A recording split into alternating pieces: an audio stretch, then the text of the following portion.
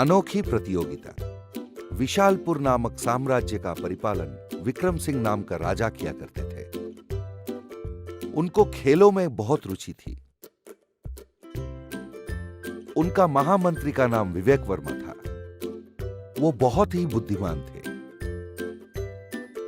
विक्रम सिंह हर साल अनोखी प्रतियोगिताएं करवाया करते थे,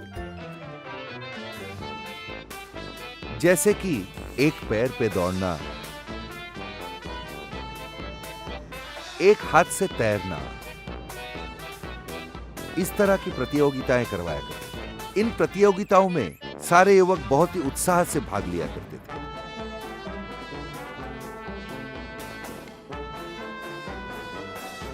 एक दिन कुछ सेवक राजभवन दौड़ते हुए आए। एक सेवक ने कहा, महाराज मुझे क्षमा कर दीजिए, कल रात एक चोर हमारे मंदिर में घुस आया और बेशकीमती गहने वो चुरा ले गया। हमने बहुत प्रयत्न किया महाराज, पर उसको पकड़ नहीं सके। महाराज ने कहा, महामंत्री अब क्या किया जाए, आप ही कोई रास्ता निकालिए। महामंत्री ने कहा, इसमें सलाह देने की कौन सी बात है महाराज, इन्हीं में से किसी ने चोरी को अंजाम दिया होगा। इनकी कर्तव्य पालन में इन लोगों ने लापरवाही बरती है। अगर ये लोग ठीक से महल की रक्षा किया करते तो चोर अंदर कैसे आता। ये झूठ बोल रहे हैं महाराज, किसी भी चोर की इतनी हिम्मत नहीं। इनको इसी वक्त नौकरी से निकाल के कारागार में डाल दिया जाए महाराज। फिर वो संतरी वहां से चले गए। दूसरे दिन राज्यसभा में महामंत्री ने एक बड़ी घोषणा की, प्यारे नागरिक, इस साल हमारी प्रतियोगिताएं बड़ी नई तरीके से होंगी। दौड़ की और तैराकी की प्रतियोगिताएं नहीं होंगी, पर जो 10 हाथियों पे चढ़ के 50 गज की हमारी प्रहरी दीवार को लांघ सकेगा वही प्रतियोगिता जीतेगा और उसे 1 लाख स्वर्ण मुद्रा इनाम में दी जाएगी। आखिर प्रतियोगिता का दिन आ ही गया।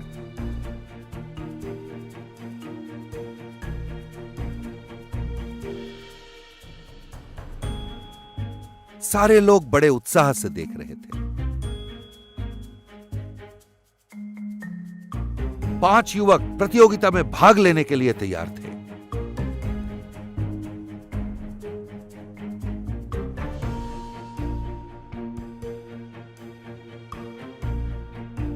पहला युवक दौड़ के आया और हाथियों पे से कूदा। 2 हाथियों को लांघने के बाद वो नीचे गिर गया।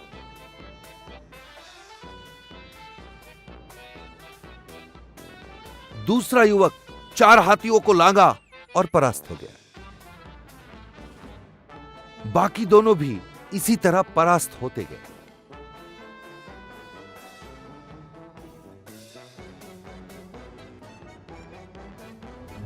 आखिर में 5वां युवक दौड़ते हुए आया, सारे हाथियों को लांघा और एक छलांग मार के दीवार पे चढ़ गया। सारी प्रजा खुश होकर तालियां बजाने लगे। तब महामंत्री ने कहा, सैनिकों, इस इंसान को गिरफ्तार कर लो, हमारी मंदिर में इसी ने चोरी की है। इससे महाराजा और सारे प्रजा आश्चर्यचकित हो गए।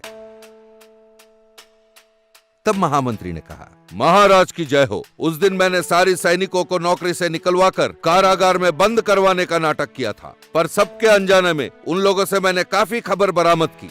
उस दिन चोरी करने के बाद चोर को उन्होंने 10 हाथियों पे से कूद के दीवार फांद के भाग जाते हुए देखा। अब उसे लगा कि उस पे कोई शक नहीं करेगा, तो वो इस प्रतियोगिता में हिस्सा लेने पहुंच गया और 1 लाख स्वर्ण मुद्राएं सुन के वो ललचा गया। मैंने इसकी पिछली जिंदगी के बारे में भी पता लगाया। इसने पहले भी कई चोरियों को अंजाम दिया है महाराज। चोर ने कहा, मुझे माफ कर दीजिए महाराज, वो चोरी मैंने ही किया था। मैंने महामंत्री की बुद्धि क्षमता को अनदेखा कर दिया। तब महाराज ने कहा, तुमने जो बहुमूल्य गहनों को चुराया था उन्हें वापस कर दो। आशा करता हूँ कि अब से तुम सुधर जाओगे, वरना कारागार में बंद कर दिए जाओगे। अब जाओ यहाँ से। उस चोर ने सर झुका के धन्यवाद किया और वहां से चला गया। तो बच्चों, हमारी बुद्धिमत्ता से, समय स्फूर्ति से, ठंडे दिमाग से सोचेंगे तो बड़ी बड़ी समस्याओं का हल निकाल पाएंगे। समझ गए इस बात को? अनोखी प्रतियोगिता। विशालपुर नामक साम्राज्य का परिपालन विक्रम सिंह नाम का राजा किया करते थे। उनको खेलों में बहुत रुचि थी। उनका महामंत्री का नाम विवेक वर्मा था। वो बहुत ही बुद्धिमान थे। विक्रम सिंह हर साल अनोखी प्रतियोगिताएं करवाया करते थे, जैसे कि एक पैर पे दौड़ना, एक हाथ से तैरना,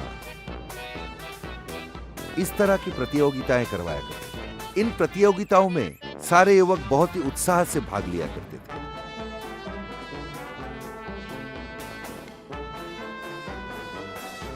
एक दिन कुछ सेवक राजभवन दौड़ते हुए आए। एक सेवक ने कहा, महाराज मुझे क्षमा कर दीजिए, कल रात एक चोर हमारे मंदिर में घुस आया और बेशकीमती गहने वो चुरा ले गया। हमने बहुत प्रयत्न किया महाराज, पर उसको पकड़ नहीं सके। महाराज ने कहा, महामंत्री अब क्या किया जाए, आप ही कोई रास्ता निकालिए। महामंत्री ने कहा, इसमें सलाह देने की कौन सी बात है महाराज, इन्हीं में से किसी ने चोरी को अंजाम दिया होगा। इनकी कर्तव्य पालन में इन लोगों ने लापरवाही बरती है। अगर ये लोग ठीक से महल की रक्षा किया करते तो चोर अंदर कैसे आता। ये झूठ बोल रहे हैं महाराज, किसी भी चोर की इतनी हिम्मत नहीं। इनको इसी वक्त नौकरी से निकाल के कारागार में डाल दिया जाए महाराज। फिर वो संतरी वहां से चले गए। दूसरे दिन राज्यसभा में महामंत्री ने एक बड़ी घोषणा की, प्यारे नागरिक, इस साल हमारी प्रतियोगिताएं बड़ी नई तरीके से होंगी। दौड़ की और तैराकी की प्रतियोगिताएं नहीं होंगी, पर जो 10 हाथियों पे चढ़ के 50 गज की हमारी प्रहरी दीवार को लांघ सकेगा वही प्रतियोगिता जीतेगा और उसे 1 लाख स्वर्ण मुद्रा इनाम में दी जाएगी। आखिर प्रतियोगिता का दिन आ ही गया।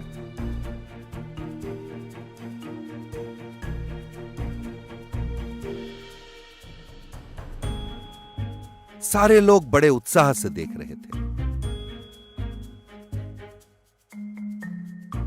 5 युवक प्रतियोगिता में भाग लेने के लिए तैयार थे।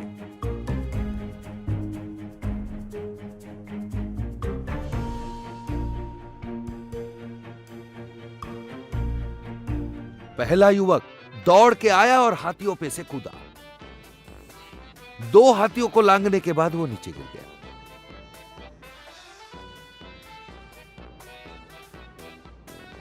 दूसरा युवक 4 हाथियों को लांघा और परास्त हो गया। बाकी दोनों भी इसी तरह परास्त होते गए।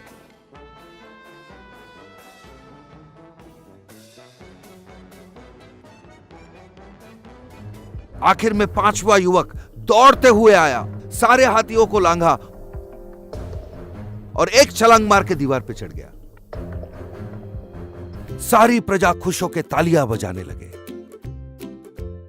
तब महामंत्री ने कहा, सैनिकों, इस इंसान को गिरफ्तार कर लो, हमारी मंदिर में इसी ने चोरी की है।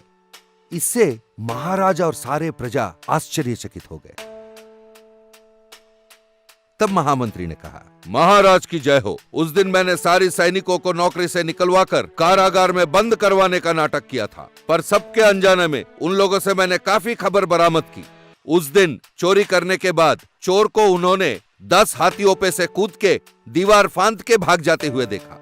अब उसे लगा कि उस पे कोई शक नहीं करेगा, तो वो इस प्रतियोगिता में हिस्सा लेने पहुंच गया और 1 लाख स्वर्ण मुद्राएं सुन के वो ललचा गया। मैंने इसकी पिछली जिंदगी के बारे में भी पता लगाया। इसने पहले भी कई चोरियों को अंजाम दिया है महाराज। चोर ने कहा, मुझे माफ कर दीजिए महाराज, वो चोरी मैंने ही किया था।